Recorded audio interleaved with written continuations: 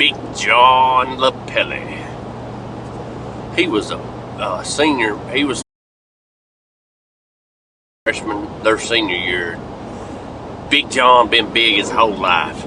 I don't know how big. I think upper twos when he was in high school. 265, maybe 320. I don't remember.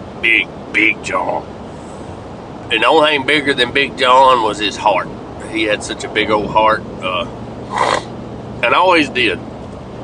But I'm just I'm heading back south. I'm going to be there and do that one, and then do Miss Lois Radford's tomorrow.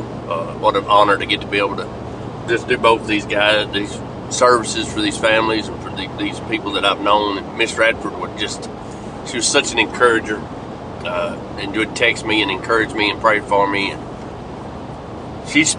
she was a school teacher that worked as a librarian till she retired, and then she went to work in the prisons, Billy Moore and Bradshaw, teaching GED to inmates and helping them get their GEDs while they were locked up and incarcerated. And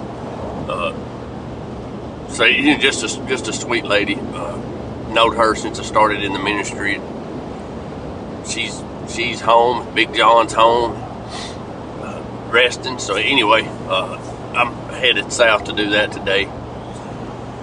So you remember we've been talking all week about maintaining and keeping the light, working it and keeping it, working it and keeping it. And yesterday, you know, I've been kind of one arm winging it for a little while because I like an idiot forgot how old it was and grabbed a hold of a 450-pound yearling, and he snatched me to the ground, and in the snatching of me to the ground, he strained my ligaments in my elbow.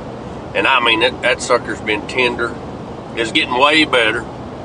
And so what I've kind of limited what I've been doing. Like I've tended my chores and do my chores, and then day before yesterday we went and got a triple-decker bunk bed for the grandkids at the ranch, and then we went and got yesterday we got through with our chores and we had lunch, and we went to pick up a couple of high-back office reading chairs, and then of course that negotiated for a couple of more chairs. And so not just been doing a whole lot of stuff I need to get done around the place, but stuff we needed to do. So we had a great week. But yesterday on our way to pick up them chairs, you know, my Chevrolet went down 2 weeks ago, and the guy called me and he said, "Man, this ain't good." He says, "You got problems."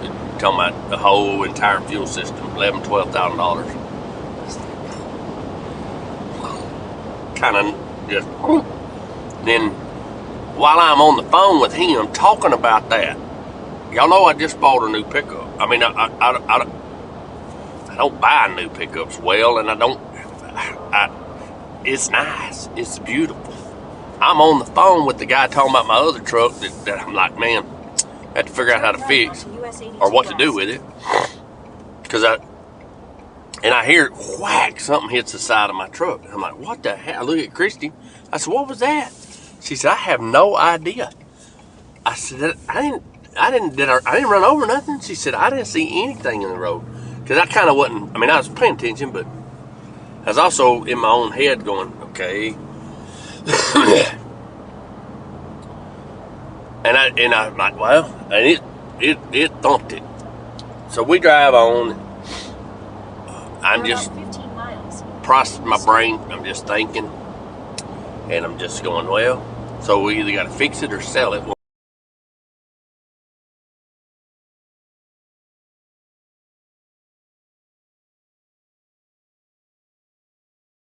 I'll just be done with it. I don't have to worry about it.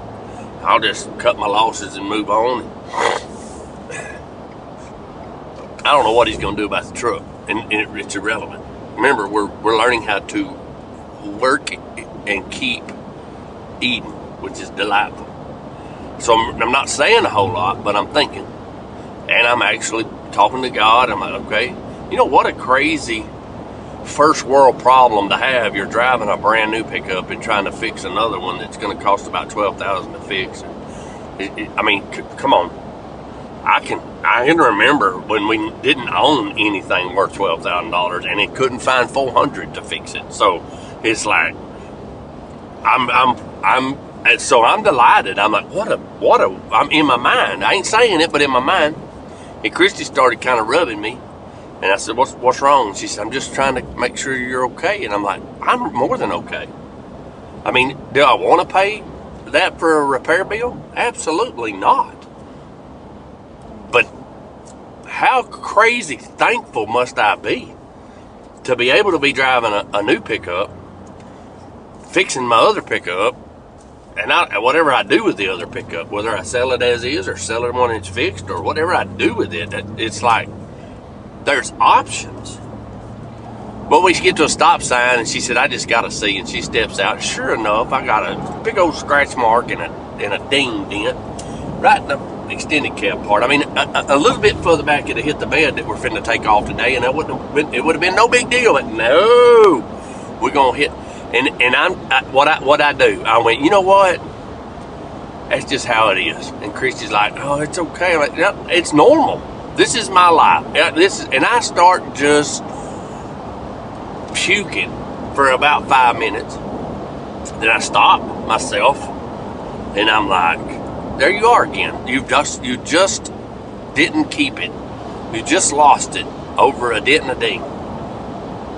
And so I get quiet again, and I'm talking to God again, and I'm like, oh, you know what, Lord? I mean, inevitably, this truck's going to have a dent and a ding on it. It's not going to not ever have one. I mean, you hate for it to have it in the first week you own it, but it's going to happen.